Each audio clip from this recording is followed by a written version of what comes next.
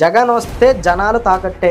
నాకు తెలిసినంత వరకు నీకు, నీ పుత్రుడు లోకేష్కి, నీ దత్తపుత్రుడు పవన్ కళ్యాణ్కి వాళ్ళ భవిష్యత్తుకు తాకట్టు. ఇన్ కేసు మీరు కానీ ఎమ్మెల్యేలుగా కానీ గెలవకపోతే ఈ ముసలాయన ఇంకేం చెప్తాడు?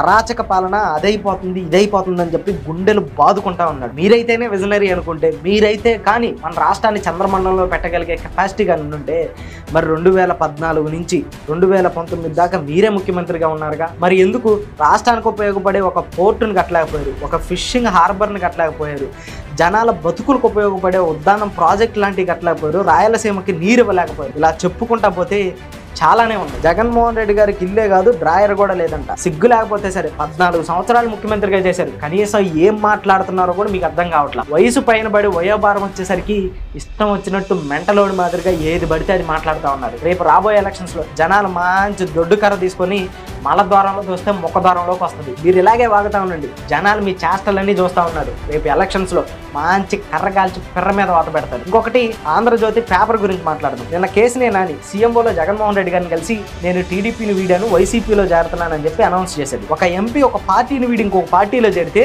ఆ వార్త అసలు ఇక్కడ ఎక్కడా లేదు. అసలు వీడెవడో ఎమ్మెల్యే కూడా కాదు, వీడు ఎమ్మెల్యే కాదు, పవన్తో రాయుడు భేటీ అని చెప్పి దీన్ని రాశాడు. కానీ ఒక ఎంపీ టీడీపీని విడిచి వైసీపీలో చేరితే ఆ వార్త గురించి అసలు ఊసేలేదు. ఇంకొకటి, మున్సిపల్ కార్మికులు సమ్మె విరమించారు. ఇదే మున్సిపల్ కార్మికులు సమ్మె కానీ మొదలు పెడితేనేమో ఇక్కడ ఫ్రంట్ పేజ్లో వస్తుంది. అదే మున్సిపల్ కార్మికులు సమ్మె విరమిస్తే అసలు ఈ పేపర్లో ఎక్కడా ఉండదు. ఇది ఆంధ్రజ్యోతి. ఇది పేపరో లేకపోతే పేపర్కి పట్టిన పేడో కానీ జనాలకైతే రక్త కన్నీరు వస్తుంటుంది ఈ పేపర్ను చదువుతుంటే. ఈ ఆంధ్రజ్యోతికి ఇంకో తోడు దొంగ ఉన్నాడు. ఈనాడు. ఈ ఈనాడులో కూడా ఇంతే. పారిశుద్ధ కార్మికుల తాత్కాలిక విరమణ అంట. ఇదే పారిశుద్ధ కార్మికులు కానీ సమ్మె కానీ మొదలు పెడితే ఏడకు వస్తుంది. ఇదే పారిశుద్ధ కార్మికులు కానీ విరమిస్తే ఇక్కడెక్కడో సైడ్ లైన్లోకి వస్తుంది.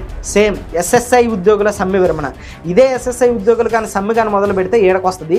ఆ ఉద్యోగులు కానీ సమ్మె కానీ విరమిస్తే ఇదిగో ఇలా సైడ్ లైన్లోకి వస్తుంది.